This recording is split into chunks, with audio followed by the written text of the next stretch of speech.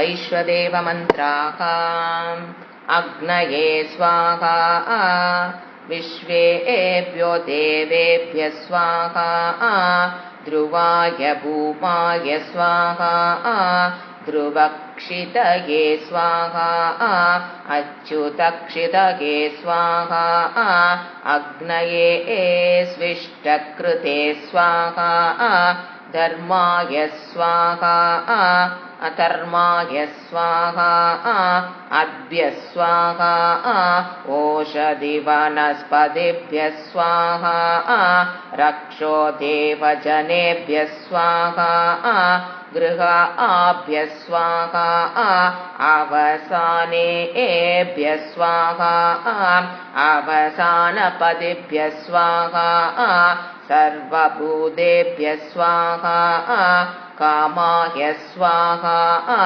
अन्तरिक्षाय स्वाहा यदेजति जगति यच्च चेष्टति नाम्नो भागोऽयं नाम्ने स्वाहा पृथिव्यै स्वाहा अन्तरिक्षाय स्वाहा दिवे स्वाहा सूर्याय स्वाहा चन्द्रमसे स्वाहा नक्षत्रेभ्यः स्वाहा इन्द्राय स्वाहा बृहस्पतये स्वाहा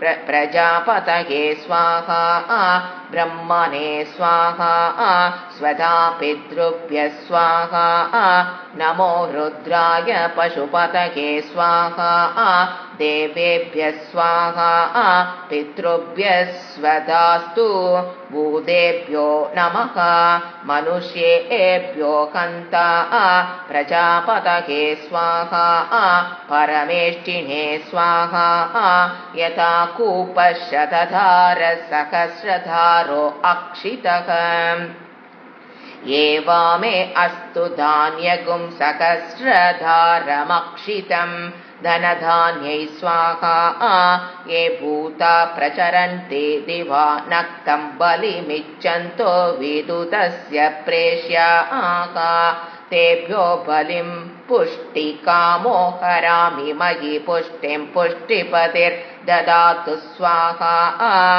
ॐ तद्ब्रह्म ॐ तद्वायुः ॐ तदात्मा ॐ तत्सत्यम् ॐ तत्सर्वम् ॐ तत्पुरोर्नमः अन्तश्चरति भूतेषु गुहायां विश्वमूर्तिषु त्वं यज्ञस्त्वं वषट्कारस्त्वमिन्द्रस्त्वगुं रुद्रस्त्वगुं विष्णुस्त्वं ब्रह्मत्वं प्रजापतिः त्वं तथाप आपो ज्योतिरसोऽमृतं ब्रह्म भूर्भुवः सुवरो ॐ शान्ति शान्ति शान्तिः श्रुतिस्मृतिपुराणानाम् आलयं करुणालयं नमामि भगवत्पादं शङ्करं लोकशङ्करं शङ्करं शङ्कराचार्यं केशवं बादरायणं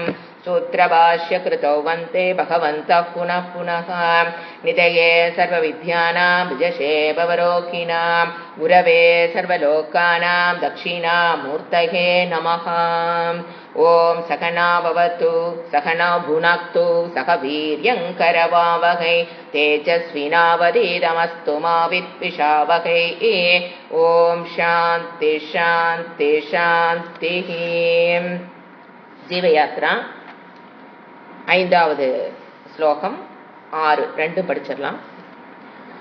आस्तिक्यं दृढमूलमेव मनुज सम्पादयत्वादितः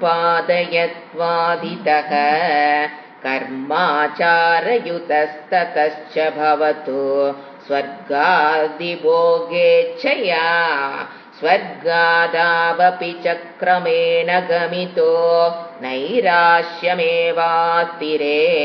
नित्यानित्यविचारणे स्वधिकृतस्तत्त्वं समन्विच्छतु. आरावद् श्लोकम्. ज्ञानाप्ते परिपन्तिनौ किल मलो विक्षेपदोषस्तदा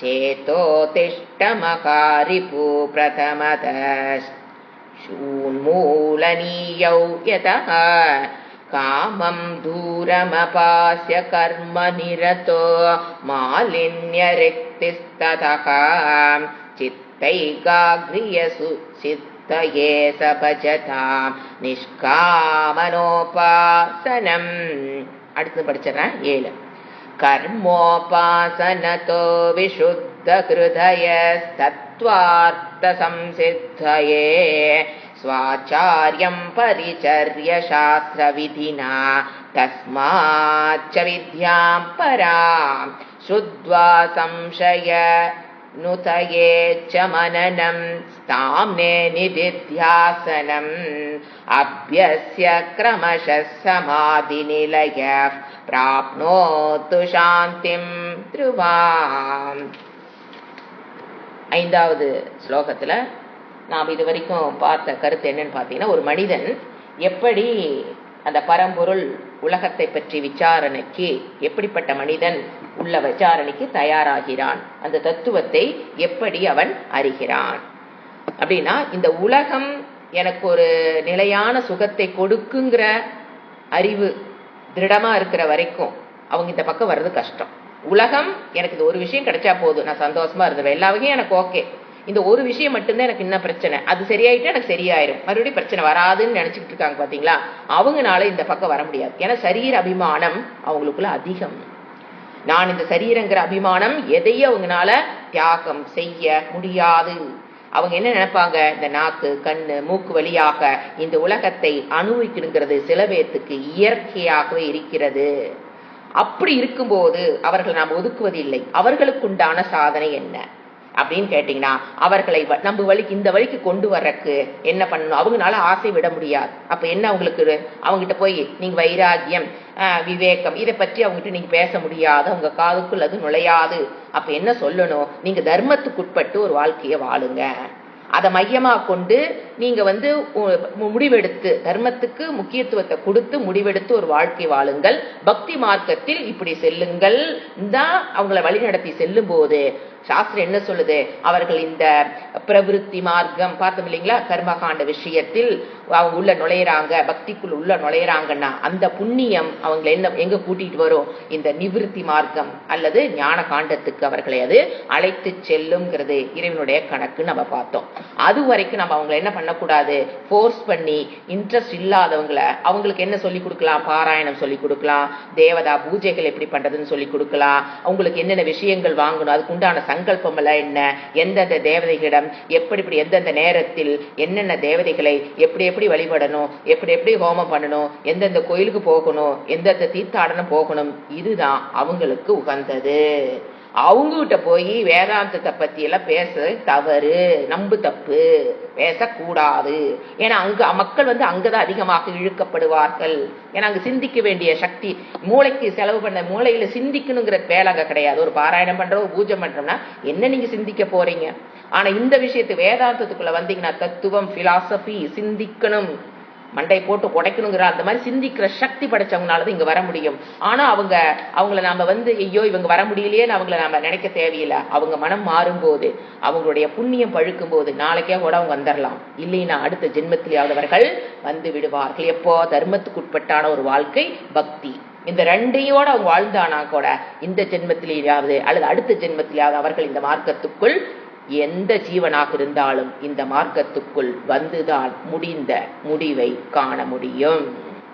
இறைவனை எதிர்பார்த்து கொண்டிருக்கிறார். இப்ப இந்த ஸ்லோகத்தில் என்ன பார்த்தோம், சம்பாதியத்து மனுஜக, மனிதன் சம்பாதிக்கட்டும், விட்டுருங்க. ஆஸ்திக்யம் திருடமூலமேவ, வேதம் சொல்கின்ற விஷயங்களை, கர்மகாண்டத்தில் பிரவிற்த்தி மார்க்கத்தில் சொல்லப்படுகிற விஷயங்களை தர்மத்துக்கு உட்பட்டு இன்பங்கள் அனுபவிச்சுக்கோ, சுயநலமா வாழாத, மற்றவங்களுக்கு உதவி செய், இந்த மாதிரி வேல்யூ தான் அவங்களுக்கு நாம் டீச் பண்ணணும். அவங்களுக்கு உண்டான கர்ம ஆச்சார பூதக, கர்மம் வர்ண, அவங்க அந்த வர்ணம் எந்த வர்ணத்தில் அவங்க இருக்கிறாங்க, என்ன ஆசிரமத்தில் இருக்காங்க, அதுக்குண்டான யக்னங்கள் என்ன, கிரகஸ்த ஆசிரமத்தில் உண்ட பஞ்சமகா யக்னங்கள், நீங்க இதை பண்ணுங்க, நேர்மையை கடைபிடிங்க, தர்மத்தின் பாதையில் செல்லுங்க, இந்த பூஜையெல்லாம் செல்லுங்க அப்படின்னு தான் அவனை அந்த வழியில் தான் செலுத்த வேண்டும். அதில் அவன் செல்வனாக ஃபர்ஸ்ட் இருக்கணும். அவங்க ஆசைகளை பூர்த்தி பண்ணிக்கணும். பண்ணினதுக்கு அப்புறம் தான் என்ன தெரியும், பணம் சம்பாதித்ததற்கு பிறகுதான் அவர்களுக்கு தெரியும் நிம்மதி போனது மட்டும்தான் கடைசியில் அவர்களால் அறியப்பட முடியும். பணம் சம்பாதிச்சதுக்கு அப்புறம் தான் தெரியும் நான் என் நிம்மதியை இழந்து விட்டேங்கிறது. அவங்களுக்கு அது அப்புறம் தான் தெரியும். பல வருட உறவுகள் ஒரு நிமிடத்தில் போனதுக்கு அப்புறம் தான் தெரியும் அதுவும் ஸ்திரமற்றது. உறவுகளும் ஸ்திரமற்றது, பணமும் ஸ்திரமற்றதுன்னு. அந்த பணம் வருவதற்கு முன்னால் அவங்களுக்கு தெரியாது. பணம் சம்பாதித்திற்கு பிறகு ஒரு நிம்மதி இழந்துட்டாங்கன்னா தான் அவங்க யோசனை பண்ண ஆரம்பிப்பார்கள்.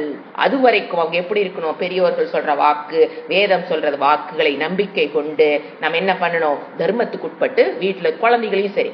ஏன்னா குழந்தைகளை வளர்க்கும் போது பாத்தீங்கன்னா பெரியவர்கள் ரொம்ப கேர்ஃபுல்லா இருக்க வேண்டியிருக்கு. அன்னைக்கு சுவாமிஜி ஒரு சொன்னாரு, ஒரு அப்பா ஒரு போன் வருது, லேண்ட்லைன் அந்த காலத்துல போன் வருது, அந்த குழந்தை ஓடி போய் போனை எடுத்துட்டு அவ போன்ல அந்த பக்கம் உங்க அப்பா இருக்கிறாங்களான்னு கேக்குறாங்க. பக்கத்துல இருக்கிற அவங்க அப்பாவுக்கு அந்த சப்தம் கேட்டுச்சு. அப்பா இல்லைன்னு சொல்லு. எங்க தப்பு நடக்குது பாத்தீங்களா? அப்பா இல்லைன்னு அந்த குழந்தைகிட்ட சொல். இது நீங்க அந்த குழந்தைய என்னது, குழந்தைக்கு செய்யற துரோகம். அது என்ன நினைச்சுக்கோ, ஓ இதுதான் இன்டெலிஜென்ட் வே ஆஃப் லிவிங். அங்கேயே அது கத்துக்கும். ஏன்னா we are the role model, so we must be very alert. இந்த தர்மத்திலிருந்து விலகாமல் குழந்தைகளை வளர்த்தி கொண்டு வரணும் தான் நம்மளுடைய கடமை, பேரண்ட்ஸோட கடமை. அப்புறம் அதை அவங்க எப்படி வழி நடத்துச்சு, அவங்களுடைய பிராரத்தம் எப்படி அவங்க வெளியில் போகட்டும், அது வேற விஷயம். ஆனா தர்மத்தை கண்டிப்பாக சொல்லி கொடுக்க வேண்டும். தர்மத்தின் பிரகாரம் வாழ்ந்தால் இந்த உலகத்தில் குலைக்க முடியாதுங்கிற ஒரு கான்செப்ட் உள்ள நிகழ்த்திட்டோம்னா அவ்வளவுதான், அதை அழிக்க முடியாது. பச்சை மரத்து ஆணியில் போல் மனதில், குழந்தைக்கு மனதில் ரொம்ப ஆழமா பதிஞ்சிரும். நீங்களே நினைச்சாலும் திருப்பி அந்த குழந்தைய மாற்ற முடியாது. புரிஞ்சுங்களா? இப்ப என்ன சொல்ற, அதுதான் ஃபர்ஸ்ட் சொல்ற, தர்மத்துக்குள்ள வாங்க, ஒரு பக்திக்கு வாங்க போதும். அடுத்தது ததகச்சு, பிறகு தொடர்ந்து இருக்கட்டும். அதை தொடர்ந்து என்ன இருக்கணும், உனக்கு என்ன இருக்கலாம், சொர்க்க அதி போகே. சில பேருக்கு பாருங்க, இறந்ததுக்கு அப்புறம் இந்த உலகத்துல நான் நல்லா இருக்கேன், எனக்கு அதெல்லாம் கிடைச்சிருச்சு, ஓகே. இறந்ததுக்கு அப்புறம் நான் போய் என்ன அனுபவிக்கணும், சொர்க்கத்துல போய் என்னன்னு பாத்தரணும். அந்த பசு எப்படின்னு பார்க்கணும், அந்த யானை எப்படின்னு பார்க்கணும், அங்க இருக்கிற டான்ஸ் ஊர்வசி மேனைகளை ஒரு தடவை பார்க்கணும். இந்த மாதிரி ஆசை இருக்கவங்களும் இருக்காங்க. அப்ப அவங்களுக்கும் இறைவன் கூப்பிட்டு என்ன சொல்றாரு, இந்த பிறவிடா, இந்த சிஸ்டம்ல வாழு, இந்த ஹோமங்களை பண்ணு, மனதில் இந்த நற்குணங்களை கொண்டு வா. நற்குணங்கள் இல்லாமல் வெறும் ஹோமம் பண்றதுனால சொர்க்கத்துக்குள்ள போக முடியாதுங்க. நற்குணங்கள் வேணும். குணங்களோடு நீ ஹோமத்தை பண்ணு, நீ சொர்க்கத்துக்கு போகலாம். சொர்க்கலோகம் போகணுமா, கந்தர்வலோகம் போகணுமா, இல்ல பிரம்மலோகம் போகணுமா, எல்லாத்துக்கும் வழி அங்கு சொல்லப்பட்டிருக்கிறது. அதை நீ செஞ்சுக்கோன்னு இறைவன் விட்டுறாரு. எந்த படிப்படியாக அந்த ஜீவனை இறைவன் கூட்டிக் கொண்டு வருகிறார். அப்படி புரிஞ்சுக்கணும் ஆச்சுங்களா? அடுத்தது அதுக்கப்புறம் இதெல்லாம் பெற்றதுக்கு அப்புறம் அவங்களுக்கு என்ன ஒரு மனதில் நைரஷ்யம். நைரஷ்யம் இந்த இடத்துல விவேகத்துக்கு இவர் கொடுக்கிற, வைராகியத்துக்கு இவர் கொடுக்கிற பேரு. நைரஷ்யம்னா விருப்பம் இல்லாத ஒரு நிலை. அதாவதுங்க விருப்பம் இல்லையா எல்லாமே பற்று இல்லாம வீட்டு விட்டு போயிருவாங்களா, எது குடும்பத்தோட எதை ஒட்டாம போயிருவாங்களான்னு அப்படி கிடையாது. வைராகியம்ங்கிறது ஒரு ஒரு எது எதிர்பார்த்து அது நடந்தால் என் மனம் நிறைவு தரும் அப்படிங்கிற விருப்பிலிருந்து விடுபடுவார்கள். அதுதான் வைராகியத்தோட பேசிக். அதாவது நான் ஒன்னு எதிர்பார்க்கிறோம், அதை அடைஞ்சிட்டுனா அது எனக்கு முழுமையான மன நிறைவை தரும் அப்படிங்கிற ஒரு ஆசை, விருப்பம் இல்லாத நிலை. அதுக்கு பேர் தாங்க வைராக்கியம். வைராக்கியத்துக்கு எவ்வளவோ டெபினிஷன் நாங்க மாத்தி மாத்தி கொடுக்கும்போது ஏதோ ஒண்ணுல ஒருத்தர் புரிஞ்சுக்கும். அதுக்காக தான் மாத்தி மாத்தி கொடுக்கறது. என்னங்க இவ்வளவு டெபினிஷன் கொடுக்குறீங்களா, அது ஒருத்தருக்கு ஒண்ணுல புரிஞ்சுக்கும். இப்போ ஒரு எதிர்பார்க்கிறோம், அது ஒரு அந்த பொருள் கிடைச்சா அது எனக்கு ஒரு நிறைவை தருங்கிறதுல ஒரு ஆசை. பாத்தீங்களா? அந்த ஆசையில் விருப்பம் இல்லாமல் இருத்தல், அது பேர் தானது வைராக்கியம். பொருள்களை விட்டுட்டு வாழ்றது, உறவுகளை விட்டுட்டு வாழ்றதுக்கு பேரு வைராக்கியம் அல்ல. புரிஞ்சுங்களா? அப்ப அந்த வைராக்கியத்தை அவன் பெறுவான். விருப்பம் இல்லாத, எது மனநிறைவுக்காக வெளியில் இருக்கிற வஸ்துக்களையோ உறவுகளையோ நாடி செல்லாத, எதிர்பார்க்காத ஒரு மனநிலையை அவன் பெறுவான். ஏன்? அதெல்லாம் நிலையற்றதுங்கிற அறிவு. அந்த அறிவினாலதான் அந்த ஆட்டிடியூட் வரணும். உள்ள ஆசை இருக்கிற வரைக்கும் அந்த ஆட்டிடியூட்ல வராது. ஆசை இருக்க வரைக்கும் நீ போங்கிறார் இறைவன். மனதில் ஆசை இருக்கா, go and get it, go and get it. No பரஸ்பரம் பாவயந்தக, நான் தேவதைகள் அதுக்காக படைச்சிருக்கிறேன், அந்த தேவதைகள்லாம் நீ வழிபடு, வேணுங்கிறதெல்லாம் கேளு, அவங்க கொடுப்பாங்க, நீ அவங்களை திருப்திப்படுத்து, அவங்க உங்களை திருப்திப்படுத்துவாங்க. அதற்காகத்தான் தேவதைகளை நான் படைத்திருக்கிறேன். அதுல போய் அவங்க என்ன வரணும், இவங்க கொடுக்கிற தேவதைகள் என்னதான் நமக்கு கொடுத்தாலும், நம்ம கேட்கறது அனைத்தையும் கொடுத்தாலும் பூரண மன நிறைவை நான் அடைய முடியாதுங்கிற அறிவு. அதுதான் வைராகியம்.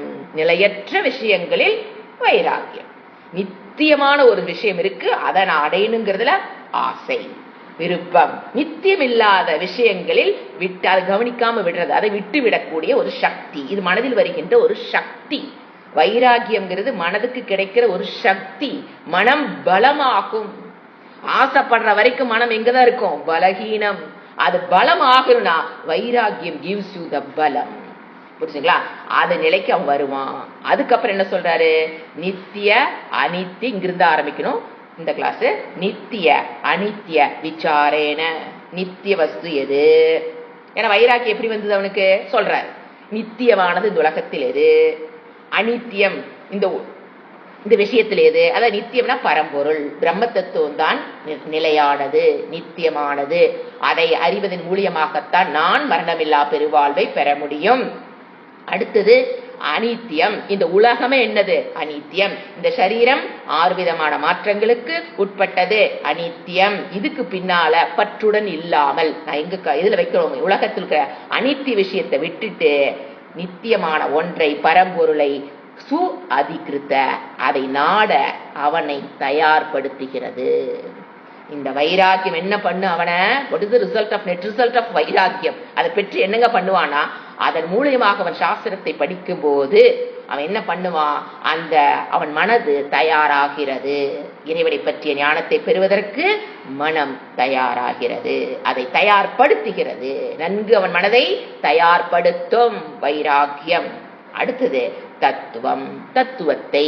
என்ன தத்துவம்? இந்த உலகத்தை பற்றிய தத்துவம், ஈஸ்வரனை பற்றிய தத்துவம், the creator, the creation and the created. இந்த மூன்றை பற்றியும் தத்துவம். உண்மை தத்துவம், சொரூபமாக இறைவன். அது தன்னை பற்றிய சொரூபம். என்னுடைய சொரூபம் என்ன, இறைவனுடைய சொரூபம் என்ன, இந்த உலகத்தின் நிலைப்பாடு என்ன, இதுதான் தத்துவம், பிலாசபி. அதை என்ன தெரிஞ்சுக்கிறான்? சமன்விச்சது. அதை நோக்கி அவன், தத்துவத்தை நோக்கி அவன் மனம் செல்லும். என்னதான் வகுப்புகள் நீங்க கேட்டுட்டு இருந்தாலும் வைராகியத்தை பெற பெறதான் நம்ம மனம் தத்துவத்தை நோக்கி செல்லும். கோ ஆஃப்டர். சமன் விஞ்சதுனாங்க கோ ஆஃப்டர் எழுதிக்கலாம், அல்லது சீக். இங்கிலீஷ் சொன்னா சீக் அல்லது கோ ஆஃப்டர். அதை நோக்கி அவன் மனம் செல்லும்.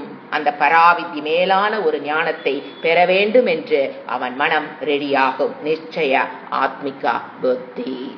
கிருஷ்ணனுடைய லாங்குவேஜ் இதுதான். நிச்சய ஆத்மிகா புத்தி, விவசாயாத்மிகா புத்தி. அப்பதான் அவனுக்கு அது கிடைக்கும். வைராக்கியத்தை பெற்றானா தான் அவனுக்கு அது கிடைக்கும். இதுதான் நம்ம இந்த ஸ்லோகத்தில் நாம பார்த்தது. ஓகே, அடுத்தது 6வது ஸ்லோகம். இதுல அவர் என்ன சொல்றாரு? ஞானத்தை அடைகின்ற விஷயத்தில் 2 தடைகள் முடிவு பண்ணிட்டான். கிளாஸ்ல வந்து உட்கார்ந்துட்டான். ஸ்ரவண மன நிதித்தியாசனம் பண்றதுக்கு உட்கார்ந்துட்டான். வைராகியத்தை பெற்றாச்சு, கிளாஸ்ல உட்கார்ந்தாச்சு. உட்கார்ந்ததுக்கு அப்புறம் தடைகள். என்ன விதமான தடைகள் அவனுக்கு? ஜெனரல் 98% என்ன ப்ராப்ளம் வரும்னா 2 தடை சொல்றாரு. அந்த தடையை நீக்குவதற்கு 2 உபாயம் சொல்றாரு. பியூட்டிஃபுல் ஸ்லோகம். உன்னோட இது எல்லாருக்கும், சில பேத்துக்கு இருக்கு, சில பேத்துக்கு இல்லாத. 100% ஏதாவது மகாத்மாக்களுக்கு மட்டும்தான் தடைகள்லாம் இருக்காது. 99.99 ஸ்டூடெண்ட்ஸ்க்கு என்ன இருக்கும்? இந்த 2 தடைகளும் இருக்கும். அதை நீக்கிறமான்னு பார்க்கணும். அப்ப எப்படி நீக்கிறது? அதுக்குண்டான என்ன தடைகள், அதற்குண்டான உபாயம். நீங்க அதை யூஸ் பண்ணீங்கன்னா தடைகள் விலக போகுது. அதுக்குண்டான வழி அவர் சொல்றாரு இந்த ஸ்லோகத்துல. என்ன சொல்ல பாருங்க? ஞான ஆப்தேகே. ஞானத்தை அடைகின்ற விஷயத்தில் இறைவனை பற்றிய ஞானம், ஆத்மாவை பற்றிய ஞானம் எல்லாம் ஒண்ணுதான். பிரம்மாத்ம ஞானம். அதை பற்றி அடைகின்ற விஷயத்தில் கிளன இண்டீடு பரிபந்தினோ. பரிபந்தினாங்க. பந்தின வழி, நடந்து போற பாத்து. பந்தானா பாத்துன்னு அர்த்தம். பந்தா. பரிபந்தினாங்க இந்த வழிப்போ கொள்ளையர்கள் சொல்லும் பாத்தீங்களா? வழிப்போ இப்போ நடந்து போயிட்டு இருக்கும்போது கொள்ளையடிக்கிறது. வழிப்போக்கு கொள்ளையர்கள் சொல்லும் பாத்தீங்களா? அதுக்கு பேரு அது. அது ஏன்னா துப்புடு மேல மரத்துல, அந்த காலத்துல பாதையில் நடந்து போகும்போது மரத்து மேல ஒளிஞ்சிருப்பாங்க. அவங்க வர வரைக்கும் தெரியாது. கிட்ட வந்ததுக்கு அப்புறம் மேல இருந்து குதிப்பாங்க. தொப்புன்னு புடிச்சு பிடிங்கிட்டு போயிடுவாங்க. அதுக்கு பேர் வழிப்பறி கொள்ளையர்கள். அந்த மாதிரி 2 தடைகள் நம்ம எவ்வளவோ முயற்சி பண்ணி வச்சிருப்போம். நம்மகிட்ட இருந்து அந்த எல்லாத்தையும் புடுங்கிட்டு போயிருக்கு. 2 இருக்கு. 1 மலகா, மன அழுக்கு. 2 வழிப்பழி கொள்ளையர்கள், 2 எனிமிகள் நம்மிடம் இருக்கிறது. இந்த ஞானத்தை பெறுவதற்கு தடைகள் என்னிடம் நம்மிடம் 2. 1 மலன மன அழுக்கு, இன்னொன்னு விக்ஷேப மன சஞ்சலம். இந்த தோஷக ததா, இந்த 2ம் தான் தோஷங்கள். இந்த 2ம் தான் உன்னை பிடிச்ச தோஷங்கள். அது என்ன சொல்ற அடுத்த விட சித்தக நிஷ்ட மகா ரிபு. இந்த 2ம் மனதில் இருக்கிற பெரிய பகைவர்கள். மனதில் இருக்கிற 2 பகைவர்கள். நம்ம எப்ப பார் பகைவர்கள் உடனே வெளியதான் பார்ப்போம். எனக்கு இவங்க பகைவர்கள், அவங்க பகைவர்கள், இவங்க இதை செஞ்சுட்டாங்க அதை செஞ்சுட்டாங்க. என்னக்குள் இருக்கிற எனிமி யார்? 2 பகைவர்கள். ரிப்புகு, அது மகா ரிப்புகுங்கிறார். ஏன்னா நமக்கு இருக்கு, நமக்கே தெரியலையே. சாஸ்திரம் வந்து சொன்னா தானே தெரியுது. அதனால என்ன ஒளிஞ்சிட்டு இருக்கிற எனக்குள்ள எது இல்லாத மாதிரி ஒரு மோகம் வேற, எனக்குள்ள என் மனதில் எந்த குறையும் இல்லைன்னு ஒரு இது பண்ணி நம்மள ஒளிஞ்சிருக்கும். உள்ள வெளியில பார்த்தா தெரியாத மாதிரி உள்ள ஒளிஞ்சிட்டு இருக்கிறதுனாலதான் வழிப்பறி கொள்ளையரை போன்ற பகைவர்கள், திருடர்கள் உன் மனதில் உனக்கு தெரியாமல் ஒளிந்து கொண்டிருப்பதால் அவங்களுக்கு பேர் என்ன போடுறாரு? பரிபந்தினோ. ஒளிந்து கொண்டுதான் இருக்காங்க, மரத்து மேல ஒளிஞ்சிட்டு இருக்காங்க. கிட்ட வந்ததுக்கு அப்புறம் தான் தொப்புன்னு குதிப்பாங்க. அது மாதிரி நமக்குள்ளேயே இருக்கிறாங்க, ஆனா ஒளிஞ்சுக்கிட்டு இருக்கிறாங்க நமக்கு தெரியாமல். நம்மை திருடர்கள் எடுத்துக்கலாம், அல்லது என்ன சொல்ல நமக்கு இருக்கிற எனிமிகள். அவங்க 2 பேர் யார் யாரு? ஃபர்ஸ்ட் மன அழுக்கு, இன்னொன்னு மன சஞ்சலம். நிறைய தடவை நீங்க கேட்டிருப்பீங்க மன அழுக்கு அப்படின்னு என்ன. மனதில் இருக்கிற இந்த மன அழுக்குல எப்படிங்க வந்தது? What is the reason? எனக்கு எப்படி மன அழுக்கு வந்தது? சாஸ்திரம் சொல்லுது, மன அழுக்கு வர்றதுக்கு நீ ஒண்ணும் பண்ண வேண்டாம். Every transaction with this world make you a dirt in your heart, mind. ஒவ்வொரு டிரான்சாக்சனும் மன அழுக்கை பண்ணிட்டு தான் போகுது. எவ்ரி டிரான்சாக்சன், நீ டிரான்சாக்சன் பண்ணீங்கன்னாவே போதும், அது என்ன ஆயிட்டே இருக்கும்.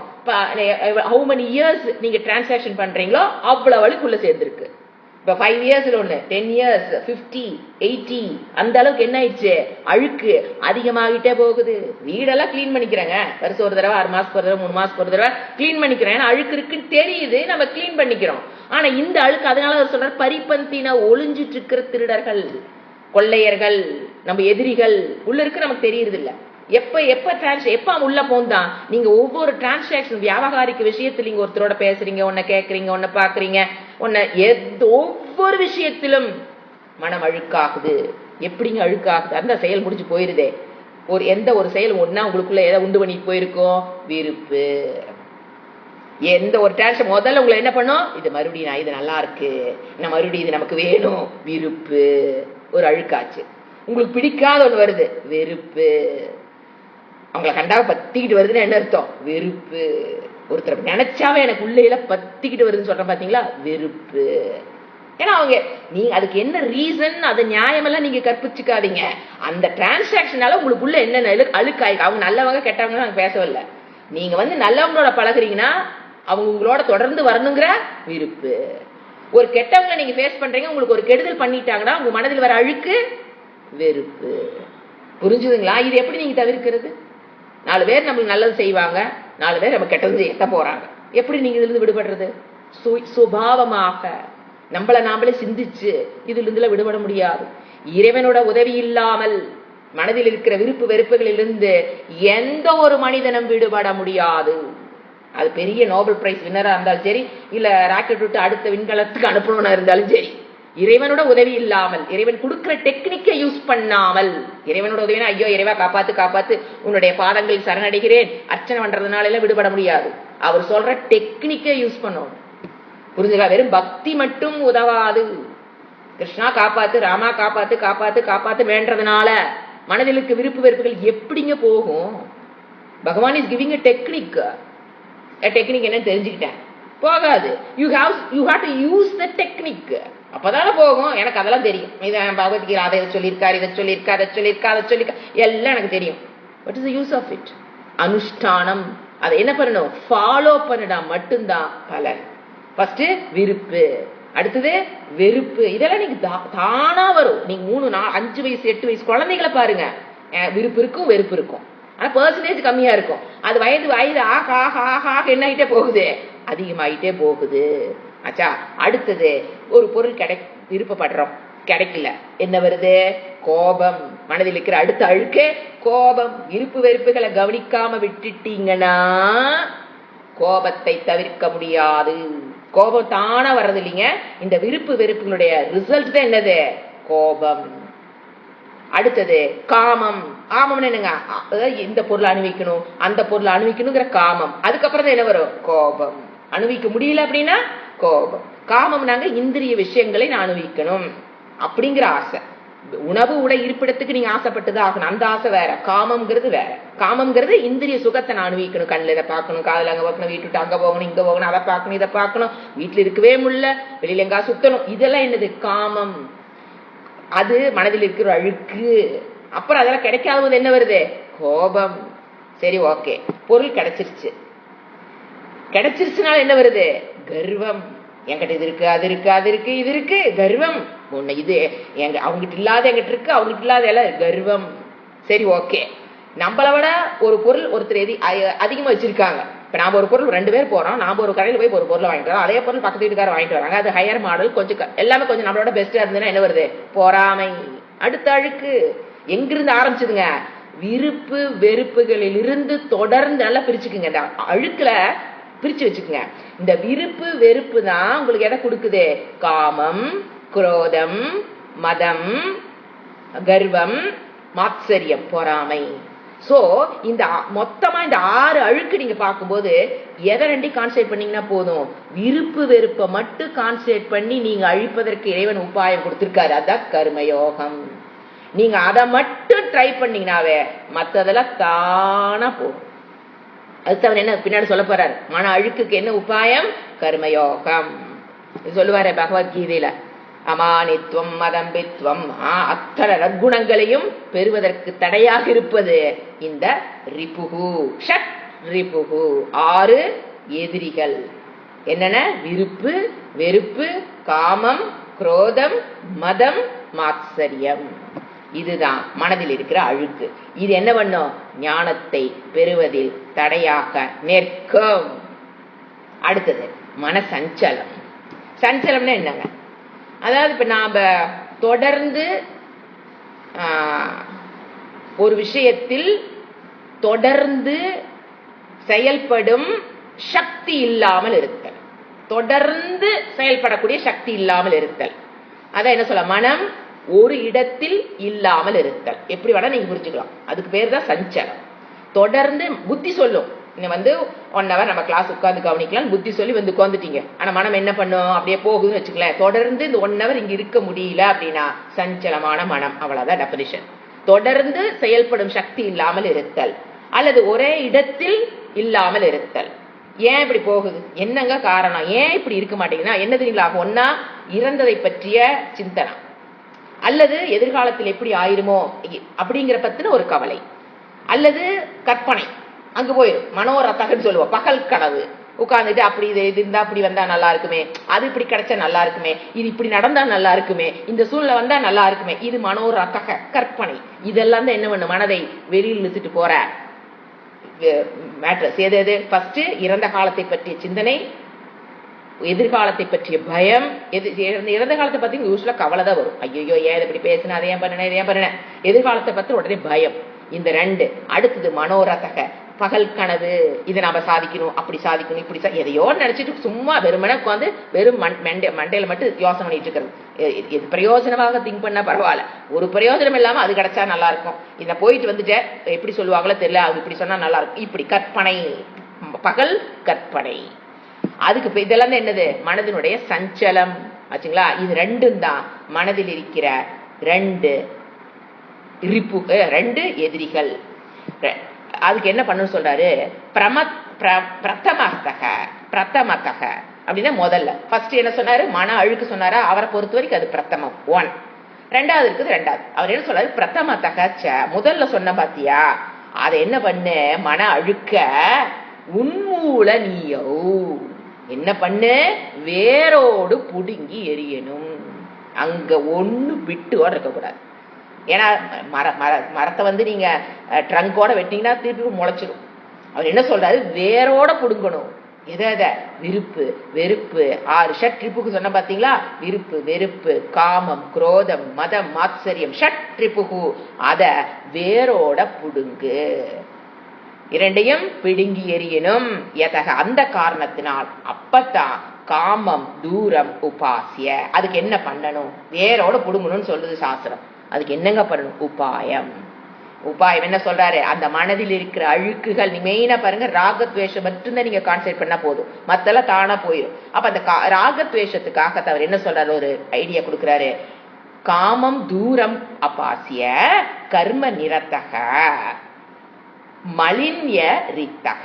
மாலின்ய ரித்தக அப்படின்னா மலத்திலிருந்து அவன் விடுபடுகிறான். எப்போ? ஃபர்ஸ்ட் காமம் தூரம் உபாசிய. கர்ம பலனில் உள்ள எதிர்பார்ப்பை தூரத்தில் போற்று. கர்ம பலனை எதிர்பார்க்காதே. ஒண்ணு. கர்ம நிரத்தக தன்னுடைய கடமையை செய். ஸ்வதர்ம அனுஷ்டானம் என்னவோ அதை செய் அப்படின்னு என்ன சொல்றாரு? ஒரே வேர்டு. கர்ம யோகத்துக்கு அவர் 2 விதமா விளக்குறாரு. இப்படி இறைவன் பகவத்கீதையில எத்தனை விதமா விளக்குறாரு கர்மயோகம்னா என்னன்னு. அதை அவர் இப்படி சொல்றாரு.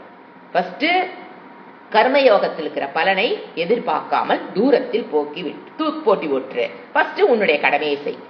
ஃபர்ஸ்ட் நாம் இதை எடுத்துக்கலாம். கடமையை செய். இறைவன் கொடுத்த 3 கடமைகள். ஒன்னு இறைவனை பற்றி அறிகின்ற ஞானம். இறைவனை பற்றிய ஞானம் அது அறியறது தான் நம்மளுடைய முதல் கடமையே.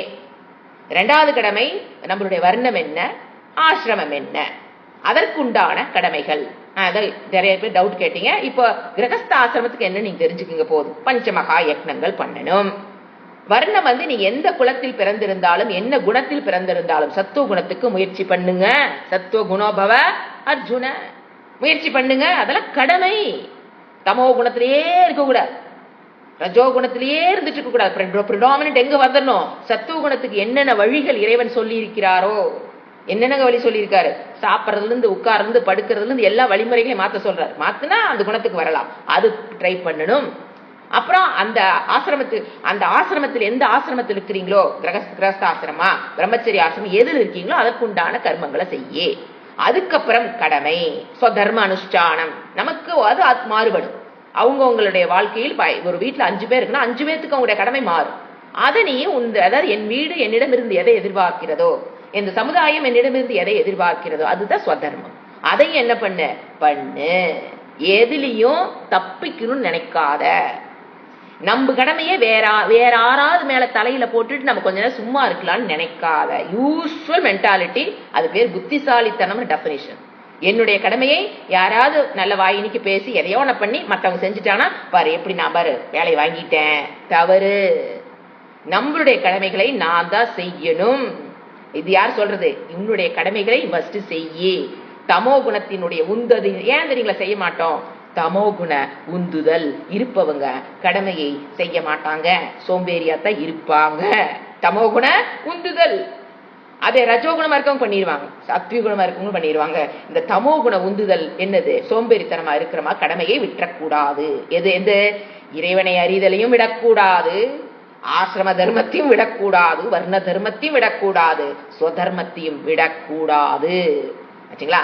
அடுத்து என்ன சொல்றாரு? இதை முதல் செஞ்சு பழகு. இதுலயே நம்ம எங்கெங்க லேக் இப்ப சொல்லும் போது நாம எங்கெங்க லேக் ஆயிருக்கு கண்டுபிடிச்சு ஃபில் பண்ணிக்கணும். தெரிஞ்சுங்களா? அடுத்தது என்ன சொல்றாரு? இப்ப கடமை பண்றியா, கர்ம பலன் வரும். கர்ம பலனில் ஆசை வைக்காத. எப்படிங்க ஒரு மூடன், சங்கரே சொல்வார், ஒரு மூடன் கூட என்ன பண்ண மாட்டான், கர்ம பலன் வராம ஒரு செயலை செய்ய மாட்டான். அப்ப எப்படி நாம செய்யறது அப்படின்னா, கர்ம பலன் இறைவனிடம் எதிர்பார். அவர் நான் செஞ்ச கர்மத்துக்கு ஏதோ ஒரு ரூபத்தில் அதற்குண்டான பலனை நிச்சயம் கொடுப்பார். அதுல உறுதி இருக்கும். கொடுப்பாரா? ஐயோ நம்மள மறந்துடுவாரா? நம்ம வேற நேற்று கோயிலுக்கு போகல, இந்த சதுர்த்தி பூஜைக்கு வேற போகல, சஷ்டி பூஜைக்கு இதுக்கு வேற போகல, சிவராத்திரிக்கு வேற கோயிலுக்கு போகல, அதனால இது இறைவன் நம்மள மறந்துடுவாரா, கொடுக்க மாட்டாரா? ஐயோ அப்படி நீங்க வழிபாடு பண்ணுவதனால மட்டும்தான் இறைவன் உங்களுக்கு உண்டானதை கொடுப்பார்னு கற்பனை பண்ணாதீங்க. He is not partial. உங்க அக்கௌண்ட்ல என்ன புண்ணியம் இருக்கோ அதற்குண்டானதை இறைவன் கண்டிப்பாக கொடுப்பார். நீங்க சதுர்த்தி எந்த பூஜையும் நீங்க பண்ணுங்க, என்ன விரதமும் நீங்க இருங்க, தவறுன்னு சொல்ல ஏகாதச விரதம் இருங்க, தவறு கிடையாது. ஆனா அது இல்லைன்னா இறைவன் கொடுக்க மாட்டாரோன்னு நினைக்கிறேன். பாத்தீங்களா? அங்கதான் பிரச்சனை. அங்கதான் பிரச்சனை. அப்ப அந்த விரதம் இருக்கவங்களுக்கு எல்லாம் இறைவன் கொடுத்துருவாருன்னா அப்ப என்ன நடக்குது? பார்ஷியாலிட்டி. இறைவன் அப்படி அல்ல. ஏன்னா ஏகாதச விரதம்ங்கிறது ஒரு புண்ணியம். அந்த புண்ணியம் அவங்களுக்கு என்ன பண்ணி கொண்டாந்து கொடுக்கும்? அவங்க நினைச்சத நிறைவேற்றி கொடுக்கும். அதுக்கு கர்மபல தாத்தாவாக இறைவன் இருக்கிறார். ஏன்னா கர்மம்ங்கிறது என்னது? ஜடம். அது தனக்குத்தானே பலனை கொடுத்துக்காது. அதுக்கு ஒரு சேத்தன வஸ்து யாரு? இறைவன். புரிஞ்சுங்களா? அப்போ கர்ம பலன் எங்கிருந்து எதிர்பார்க்கணும்? இறைவனிடம். எனக்கு எந்த பலன் வேணுமோ அது அவர் கொடுப்பாரு. அப்படிங்கும் போது ரிலாக்ஸ்ட். ஃபர்ஸ்ட் மைண்ட் என்ன ஆகும்? நான் இந்த கர்மத்தை பண்ணிட்டேன், எனக்கு இதெல்லாம் வேணும், விருப்பு நம்ம விட்டு கொஞ்சம் கொஞ்சமா போகும். இந்த கர்மம் எனக்கு செய்யவே பிடிக்கல, ஏன்னா என்னடா பண்றது, செஞ்சு வேண்டி செஞ்சு தொலைக்க வேண்டியதா இருக்குது. அந்த எரிச்சல் உள்ள வராது. இது இறைவன் கொடுத்தது. எப்படி இந்த சரீரத்தை, இந்த இன்ஃப்ராஸ்ட்ரக்சரை எனக்கு இறைவன் கொடுத்தாரோ, என்னுடைய புண்ணியத்தின் மூலியமாக, பாபத்தின் மூலியமாக நான் பெற்றேனோ, சம்பாதித்தேனோ, அதே இறைவன் தான் எனக்கு என்னதையும் கொடுத்திருக்காரு, கர்மத்தையும் கொடுத்து இருக்கிறார். அவர் கொடுத்ததில் தவறேதும் கிடையாது, குறை ஒன்றும் இல்லை கண்ணா. அதை நாம என்ன பண்ணிக்கணும்? அது நம்ம எப்படி சொல்ற, தலைமையில ஏற்றுக்கணும். அந்த கடமையை ஏற்றுக்கொண்டு சந்தோஷமாக முழு ஈடுபாட்டுடன் செய்யணும். ஆனா கர்ம பலனை எதிர்பாராமல் செய்ய முடியாது பிகினிங்ல. அப்ப என்ன பண்ணு? இறைவன் கொடுத்துருவான் அப்படிங்கிற அந்த ஒரு ஆட்டிடியூட்ல பக்தி இல்லாமல் கர்மயோகம் is not possible. Is not possible. ஏன்னா பக்திங்கிறத நம்பிக்கை கொண்டாந்து இருக்கு. பக்தி இல்லாதவங்களுக்கு எப்படி நம்ம கர்மயோகம் சொல்லி தர்றது? இந்த ரெண்டையும் பண்ணு. என்ன சொல்றாரு அவர் அடுத்தது? இது ரெண்டையும் முதலில் இரண்டையும் வேரோடு புடுங்கணும். எப்படி புடுங்கலாம்? கர்ம யோகமாக பண்ணு. கர்ம பலனில் எதிர்பார்ப்பு இருந்ததுன்னா தூக்கி போட்டு உன்னுடைய கடமையை செய். அப்ப மாலின்ய ரிக்தகா. மலினம், மலம்னா மாலின்யம். மலத்திலிருந்து நீ விடுபடுவாய். என்ன மலம்? ராக, துவேஷம், காமம், குரோதம், மதம், வாத்சரியத்திலிருந்து நீ விடுபடுவாய். அதற்காகத்தான் கர்மயோகம். கர்மயோகம் இல்லாமல் மன அழுக்கில் இருந்து ஒரு மனிதன் விடுபட முடியாது. முடியவே முடியாது. முடியவே முடியாதுன்னு தெரிஞ்சுக்கங்க. வேற வழியில் நீங்க ராகத்வேஷத்திலிருந்து விடுபட முடியாது. புரிஞ்சுங்களா? சில பேர் சன்னியாசிலாம் பாத்தீங்கன்னா பிறக்கும் போதே அந்த ஒரு வைராகியத்தோடு பிறக்கிறாங்களே. 10 வயசுல சன்னியாசத்தை ஏத்துக்கிறாங்களே, 20 வயசுல சன்னியாசத்தை ஏத்துக்கிறாங்களே. எப்படிங்க உங்களுக்கு அந்த வைராகி? சக்சஸ்ஃபுல் சன்னியாசி பேசுறேங்க, இது மத்தவங்களை பேசல. சக்சஸ்ஃபுல் சன்னியாசி அவங்க ஆகுறாங்களே, அப்ப அவங்களுக்கு வைராகியம் எப்படிங்க வந்தது? கர்மயோகம் 10 வயசுல அந்த பையன் என்ன கர்மயோகம் பண்ணியிருப்பான்? 20 வயசுல அந்த பையன் என்னங்க கர்மயோகம் பண்ணியிருப்பான்? அவன் எப்படி வைராகியத்தை பெற்றான்? இறைவன் சொல்றாரு, அதற்குண்டான முயற்சியை போன ஜென்மத்தில் பெற்றிருப்பான். போன ஜென்மத்தில் அவன் எதை முடிச்சிருப்பான்? கர்மயோகத்தை முடிச்சு வைராகியத்தை பெற்றதற்கு அப்புறம் அவன் இறப்பை தேடி இருப்பான்.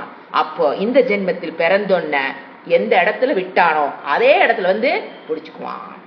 அப்ப அந்த வைராகியம் இன்பானாவே உங்களுக்குள்ள இம்பைவிட வைராகியம், அந்த கர்மயோக புத்தியிலிருந்து கிடைச்ச வைராகியத்தோடு அவர்கள் பிறப்பார்கள். அவர்களுக்கு கர்மயோகம் அவசியம் இல்லை. அதனாலதான் அவங்க சன்னியாசி ஏத்துக்கிட்டாங்களா, they are the very successful sannyasis in this world. அவங்க ஞான மார்க்கத்தை நோக்கி போறாங்க. அவங்கள பாரு, ஆயிரக்கணக்கான சன்னியாசிகளை அவர்கள் உருவாக்குற சக்தி அவங்களுக்கு கிடைக்குது. அவங்களோட நம்மளை கம்பேர் பண்ணிக்க கூடாது. அவங்க 10 வயசுல சங்கரர் 10 வயசுலயே சன்னியாசம் வாங்கிட்டு போயிட்டாரு. அவரை நம்மளால அந்த வயசுல நம்ம அவரை எப்படி எப்ப கர்மயோகம் பண்ணாரு? கர்மயோகம். அப்ப கர்மயோகம் தேவையில்லையா? அப்படி இல்ல, அவர் போன ஜென்மத்தில் எல்லாம் முடிச்சுட்டு வந்துட்டாருன்னு புரிஞ்சுக்கணும். ஆச்சுங்களா? தாத்தாக்கா பிறகு இப்ப என்ன சொல்லிட்டாரு? கர்மயோகத்தின் மூலியமாக 2 தடைகள்ல ஒரு தடையை, மலம் அழுக்கை நீக்கலாம். கர்மயோகத்தை தவிர வேற வழி கிடையாது. நான் தியானம் பண்றேன், உபாசனம் பண்றேன், ஜபம் பண்றேன், எது வேலைக்காகாது. இதுதான் அடுத்தது. சித்த ஏகாகிரய சுசித்தையே. அடுத்து என்ன பண்ணணும்? மன ஒருமைப்பாட்டை அடைவதற்கு சித்த ஏகாகிருதம், மன ஒருமைப்பாடு, மன சஞ்சலம் இல்லாத நிலை. எந்த விஷயத்தில் நான் எவ்வளவு மணி நேரம் என மனம் அங்க உட்காரணும்னு நினைக்கிறேனோ அவ்வளவு மணி நேரம் மனம் அங்கு உட்காரணும். அதுக்கு பேரு ஏகாக்கிரத சித்தம். அது நீங்க ஒரு குழந்தை பாருங்க, ஏகாக்கிரத கிரிக்கெட் டிவியில கிரிக்கெட் போட்டு விடுங்க, அது முடிகிற வரைக்கும் அது எப்படி பாக்குது? ஏகாக்கிர சித்தம் எல்லாத்துக்கிட்ட இருக்கு. நான் எது ஒரு நல்ல விஷயத்தை தேர்ந்தெடுத்து, இப்ப நீங்க செல்போனை கையில கொடுங்க, உங்களுக்கு ஏகாக்கிர சித்தம் எங்க இருக்குங்க அங்க நீங்க டெஸ்ட் பண்ணிக்குவீங்க. எனக்கு இருக்கு நாம் நினைச்சுக்கிறோம். அதல்ல, புத்தி எது சரியான விஷயம், எது எனக்கு நல்லதுன்னு தேர்ந்தெடுக்குதோ புத்தி, அதுக்கு மனம் ஒத்துழைச்சு 1 மணி நேரம் கிளாஸ்ல உட்காரணும். நீங்க டிவி போட்டுட்டு பாருங்க, ஏகாக்கிர சித்தம் உங்களுக்கு டெஸ்ட் பண்ணவே தேவையில்லை. அவங்களுக்கு எது பிடிக்குதோ, டிவியோ செல்போனோ, அதுல எல்லாம் ஏகாக்கிர சித்தமே இருக்கும், தானா வந்து அமைஞ்சுக்கும். அது அல்ல, என் வாழ்க்கையில் நான் உயர்ந்த ஒரு லட்சியத்தை அடைவதற்கு, இறைவன் கொடுத்த இறைவன் ஞானத்தை அடைவதற்கு, இறை ஞானத்தை பெறுவதற்கு எது நல்லது, ஸ்ரேயஸ், அந்த மோட்சத்தை பெறுவதற்கு எது நல்லதோ அதில் என் மனதை வந்து பொருத்துதல். அதுதான் யுஜ்னுங்க, பொருத்துதல். எங்க கொண்டாந்து எங்க பொருத்துறது? அந்த விஷயத்தோடு மனதை பொருத்துதல் தான் யோகம். அது யோகம், கர்ம யோகம். புரிஞ்சுங்களா? பொருத்தணும் மனதை. அதுதான் என்னது? ஏகாக்கிரத சித்தம். அதுக்கு என்ன பண்ணணும்? உபாசனா, நிஷ்காம பஜதா, பூஜிக்கணும், இறைவனை பூஜிக்கணும். எப்படி பூஜிக்கணுமா? நிஷ்காமன உபாசனம். நிஷ்காம உபாசனம். அது என்னங்க நிஷ்காம உபாசனம்? உபாசனை means meditation. Different types of meditation சாஸ்திரத்துல சொல்லப்பட்டிருக்கு. இறைவன் சொல்லப்பட்டது பேர் உபாசனா. இப்ப அதை வந்துங்க மெடிடேஷன் பண்றோம் அப்படின்னா 2 டைப் ஆஃப் அதுல உபாசனை இறைவன் சொல்றாரு. ஒன்னு சகாம உபாசனா, இன்னொன்னு நிஷ்காம உபாசனா. ச காம உபாசனா, நிஷ்காம உபாசனா.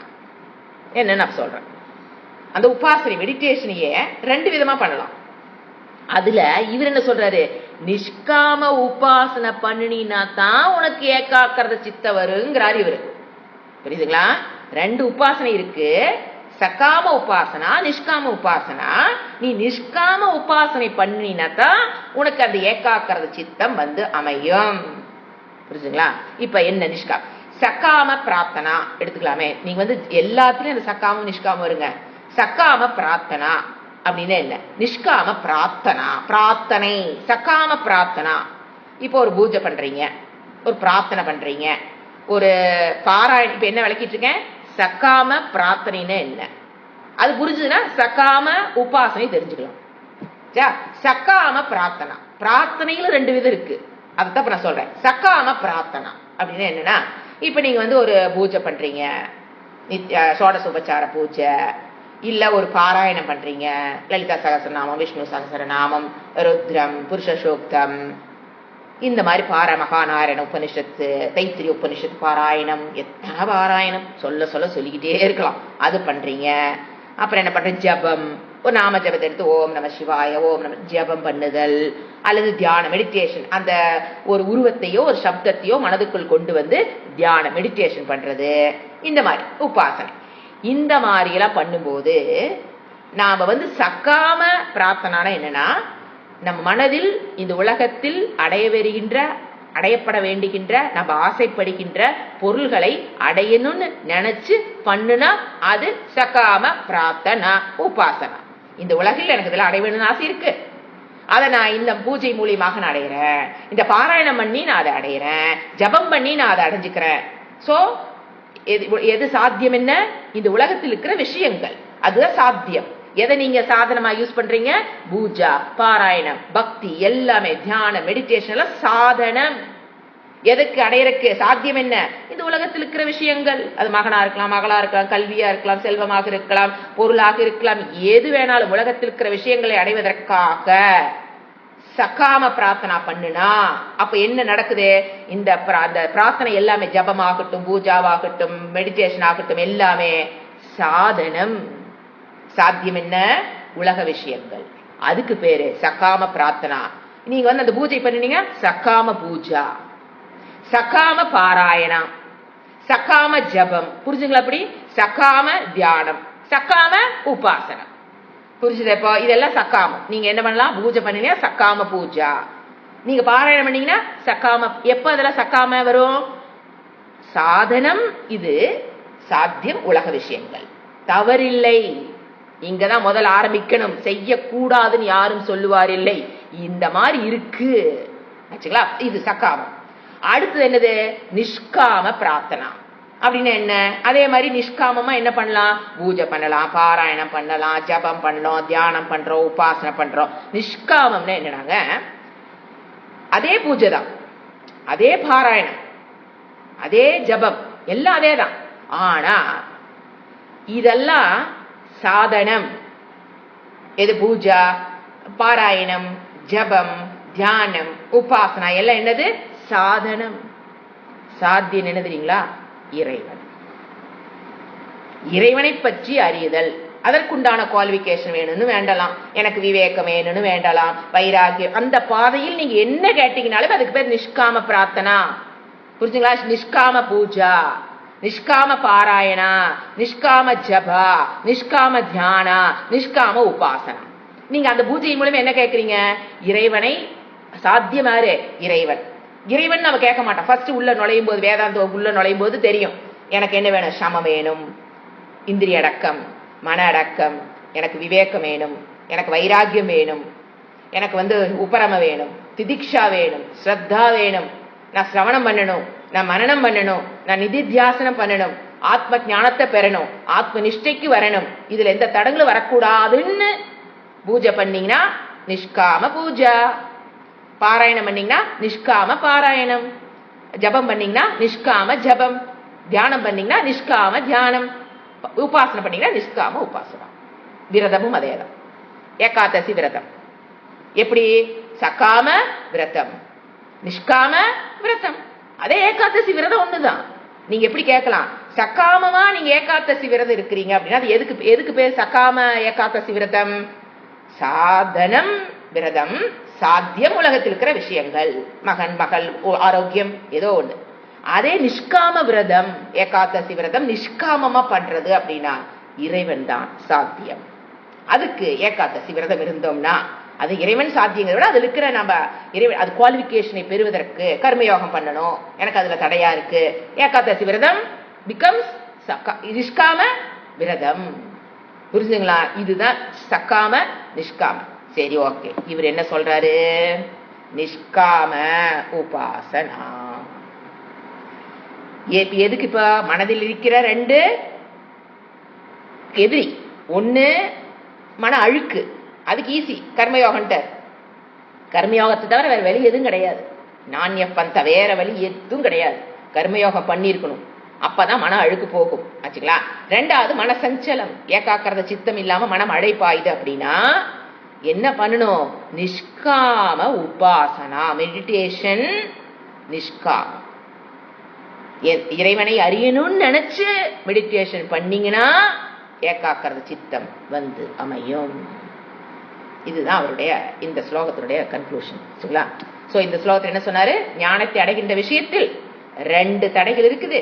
ஒண்ணு மன அழுக்கு, இன்னொன்னு சஞ்சலம், மன சஞ்சலம்.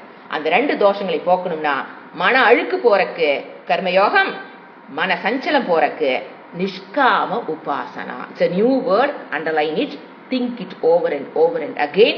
உடனே ஐயோ எங்க வீட்டுல இவ்வளவு கஷ்டம் இருக்குங்க, உடனே உங்களுக்கு என்ன தெரியல டவுட் வராதுன்னு சொல்லிடுறேன்.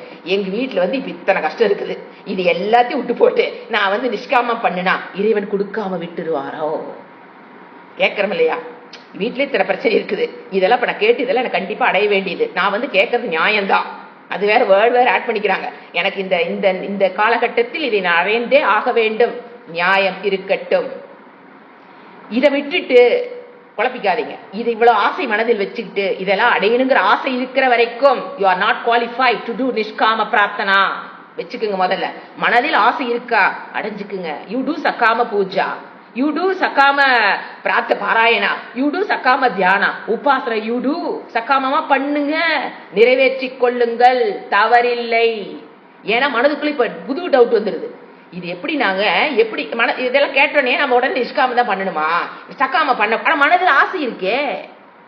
ஆசை இருக்கிற வரைக்கும் இந்த ஆசை இந்த இடத்தில் இந்த ஆசை நிறைவேறுவது நியாயம்ங்கிற அந்த அடமன்ஸ் இருக்கிற வரைக்கும், இதை நான் பெற்றே தீர வேண்டும்ங்கிற அந்த ஆசை மனதில் காமம் இருக்கிற வரைக்கும் யூ ஷுட் நாட் டு நிஷ்காம பிரார்த்தனா, பூஜா, பாராயணா எக்ஸெட்ரா.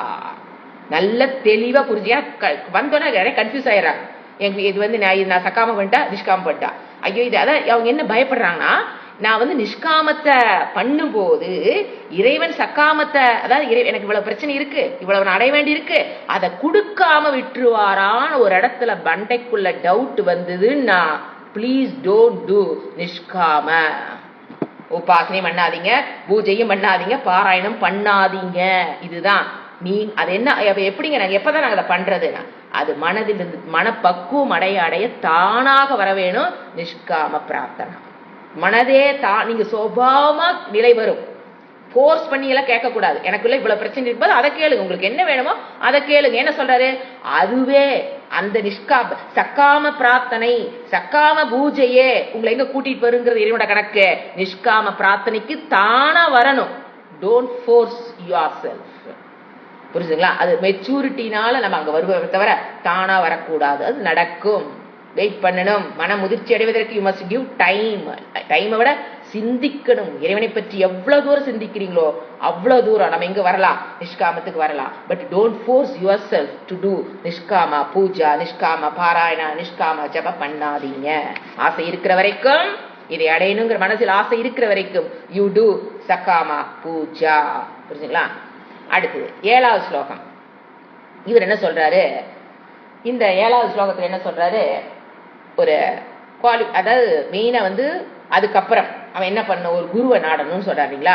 குருவத்தை போய்தான் ஃபர்ஸ்ட் என்ன சொல்றாரு? குருவிட்ட போய்தான் நீ சாஸ்திர ஞானத்தை பெறணும்.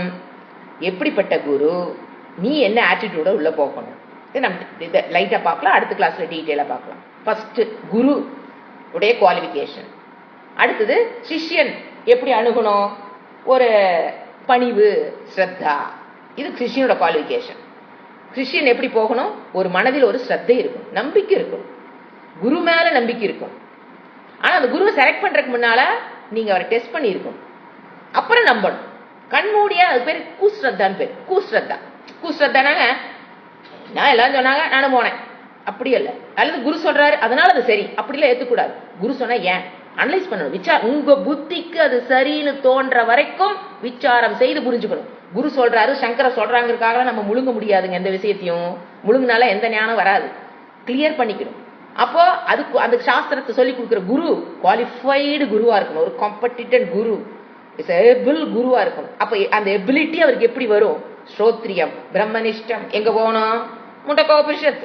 அதை தவிர அவர் எங்கேயும் குரு குவாலிஃபிகேஷன் இவ்வளவு நீட்டா கொடுக்கல. ஸ்ரோத்ரியம், அவர் பரம்பரையில் வந்த ஒரு குருவிடம் ஒரு குறிப்பிட்ட காலம் காதால் கேட்டு கற்றவராக இருக்க வேண்டும். ஸ்ரோத்ரியம், ஸ்ரோன ஸ்ரு, காதல கேட்ட ஞானத்தை வாங்கியிருக்கணும். சுயமா நான் படிச்சேன், நான் போதி மரத்துக்கடியில் உட்கார்ந்து படிச்சேன், இல்ல நானே சுயமா படிச்சு புரிஞ்சுக்கிட்டேன், எனக்கு அந்த சக்தி இருக்குது, அதெல்லாம் வேலைக்காகாது. நான் பிறக்கும் போதே ஞானத்தோடு பிறந்த, வயிற்றுக்குள்ளே நீ ஞானத்தோடு பிறந்த, வெளியில வரும்போதே ஞானத்தோடு பிறந்த, இதெல்லாம் வேலைக்காக. உட்கார்ந்து குரு கிட்ட படிச்சிருக்கணும். அவங்கதான் ஸ்ரோத்ரியம். அடுத்து அந்த குரு, நீங்க யார்கிட்ட போய் தேடி போறீங்களோ அவங்க ஒரு குருகிட்ட படிச்சிருக்கணும். எதை படிச்சிருக்கணும்? அடுத்த கேள்வி, எதை படிச்சிருக்கணும்? பகவத்கீதை படிச்சிருக்கணும், பகவத்கீதை பாஷ்யம் படிச்சிருக்கணும், 10 உபனிஷத்து படிச்சிருக்கணும், 10 உபனிஷத்துடைய முடிஞ்சா பாஷ்யம் படிச்சிருக்கணும். 10 உபனிஷத்து பாஷ்யம் இருக்கே, அதை எவ்வளவு முடியுது அவ்வளவு படிச்சிருக்கணும். அதுக்கப்புறம் பிரம்மசூத்திரம், அல்டிமேட், வியாசர், இதை படிச்சவங்க தான் குவாலிஃபைடு அஸ் அ குரு, வேதாந்த குரு. நீங்க சாண்டிங்லாம் சொல்லவில்லைங்க. Chanting anybody can teach. Those who learn the Sanskrit vowels, those who can அக்ஷர பிள்ளை எல்லாம் யாருனால சொல்ல வருதோ they can do. once Sanskrit language இருக்கணும். ஏன்னா சந்தியில அங்க பிரிக்க தெரியும். Sanskrit language இருந்தா போதும். தமிழில் படித்தவர்கள் தானாக தயவு செஞ்சு பாராயண வகுப்புகளை எடுக்காதீங்க. சமஸ்கிருதம் தெரியாமல் ஏதாவது ஒரு குரு கிட்ட கத்துட்டு சொல்லி இருந்தீங்கன்னா பரவாயில்ல. எனக்கு தான் சாண்டிங் வருதுன்னு சொல்லிட்டு புதுசா ஒரு பாராயணத்தை எடுத்து வச்சு தயவு செஞ்சு பண்ணாதீங்க. சான்ஸ்கிரிட் கிராமர் இல்லாமல் நாம பாராயணத்தை எடுக்க கூடாது. ஏன்னா அந்த இடத்துல சந்தி பிரிக்கணும், அர்த்தம் தெரிஞ்சு பிரிக்க தெரியணும். புரிஞ்சுங்களா? எதுக்கு சொன்னா சில பேர் அப்படி ஆரம்பிச்சிடறாங்க, அது தவறு. சமஸ்கிருத பேக்ரவுண்ட் இல்லாம பாராயணம் சொல்லி கொடுக்காதீங்க. நீங்க கத்துக்கிறீங்க சொல்றீங்களா, அதோட சரி. ஃபர்ஸ்ட் குரு என்ன சொன்ன? ஸ்ரோத்ரியம். அடுத்து என்னது? பிரம்மனிஷ்டம். பிரம்மம் நிஷ்டம், அதுலயே வேர்டு இருக்கு. பெற்ற ஞானத்தில் நிற்பவராக இருக்கணும். பெற்ற ஞானத்தில் நிற்கணும்.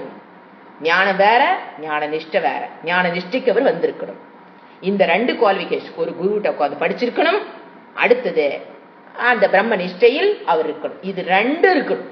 அப்பதான் அவர் உத்தம குரு. அவருக்கு பேர் தான் உத்தம குரு. ஏன்னா ஏங்க அப்ப மத்தியம குரு இருக்காங்களே, மத்தியம குரு மந்த குரு எல்லாம் இருக்காங்களே. ஏன்னா உத்தம குருன்னு ஒரு வேர்டு ஆட் பண்ணீங்க, அடுத்து என்ன வரும்? மத்தியம மந்த குருல இருப்பாங்க. எது? ஸ்ரோத்ரிய மட்டும். சில பேர் பிரம்மனிஷ்ட மட்டும், அவர்களாம் குரு ஆக முடியாது.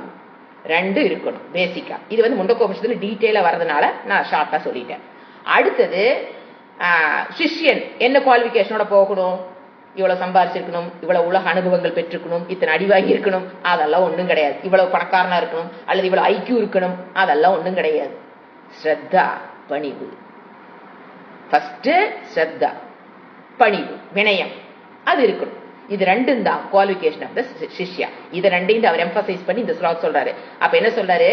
ஃபர்ஸ்ட் வேர்டு கர்ம உபாசனத்தக.